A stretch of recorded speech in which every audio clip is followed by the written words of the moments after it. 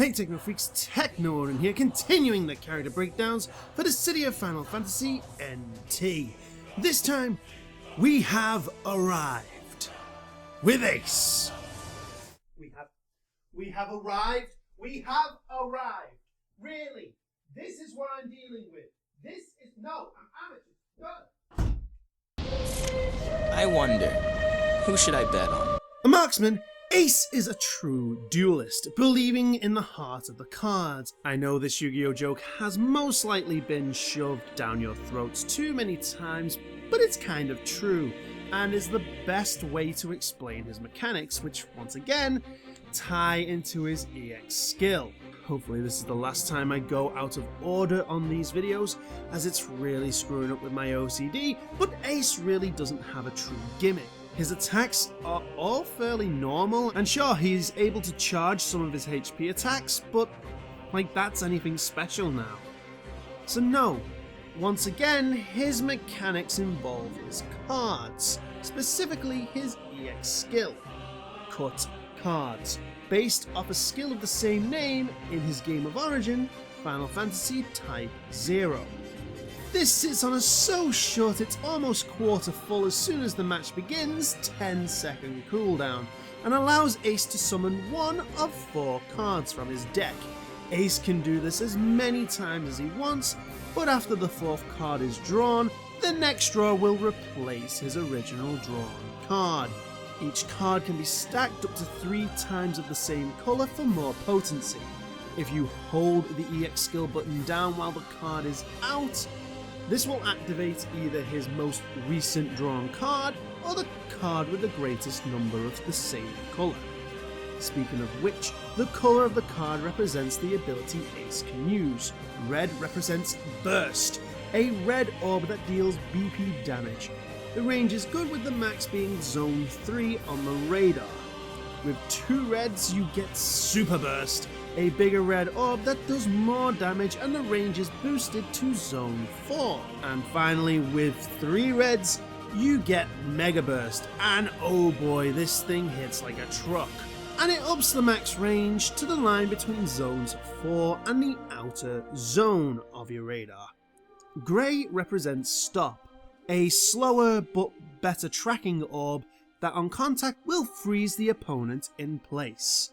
With 2 greys, we get Long Stop, a slightly bigger orb with a longer lasting stop effect. And finally with 3 greys, we get Mega Stop, a huge orb with a really noticeable stop effect.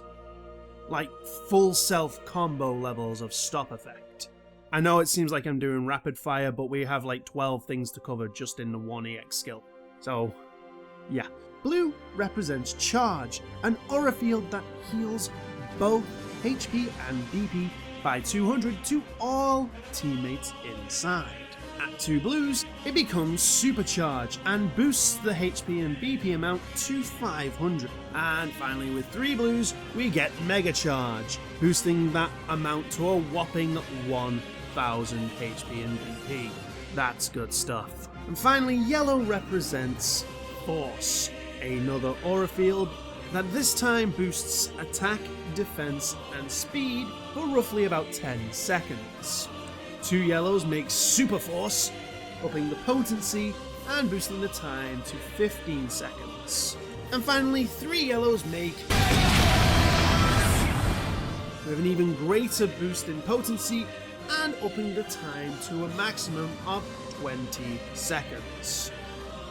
The big thing to take on this is it's completely RNG, so those who play Astrologian in Final Fantasy XIV will really feel at home here. But obviously this makes planning your routes of support or attack a little tricky, and it's never been something I personally like, in all honesty. Now BP attacks are as follows. Both his neutral, ground and air are Flourish, a 4 input attack that has Ace bombard his opponent with his cards. The range is good, with a max range being around the line between zones 3 and 4 on the radar, and to be honest, I think that's his optimal range, as the cards have this weird trait where they start to spread out, then join together, similar to Golbez's backwards air, which can make for a great mechanic get off me, but pretty lame for damage and lockdown, which is what the move is mainly for. It's your main lockdown tool. Use it in the mid-range and drop before the fourth input to set up for teammates' HP attacks. His forward ground anti-up has a send out, a medium-sized fast-moving orb that on hit will damage the opponent multiple times before knocking them away. Range is great, with the max being zone 4, and in my opinion this is your main go-to move on the ground.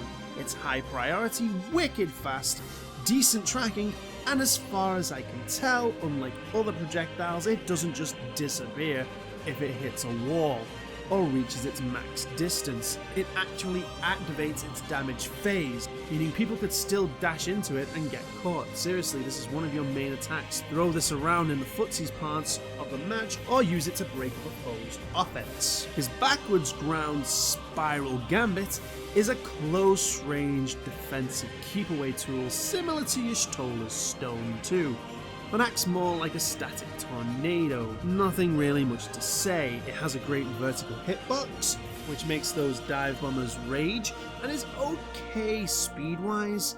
Really, it's a duck and weave move. You summon it, fire off anti-up, and dodge around it, getting the odd attack off if under pressure. But most melee character mains will know just to poise through it. His forwarder jackpot shot is another main go-to move that has ace fire 4 cards near full burst at the opponent. Range is on par with anti-up, and its tracking feels stupid good. Damage wise, it's nothing special, but it's still a good range snipe tool. His backwards smart cards is basically Y'shtola's arrow, but white. So up to 2 medium-sized high priority orbs that slowly chase the enemy. Max range is just inside the outer zone, and not much to say, it's your pressure tools. Sending 2 of these out to keep the opponent moving, then unleash anti-up or jackpot shot to try and punish an ill-timed dash or dodge. His dash attack is Wildcard, and it goes well by its name's sake.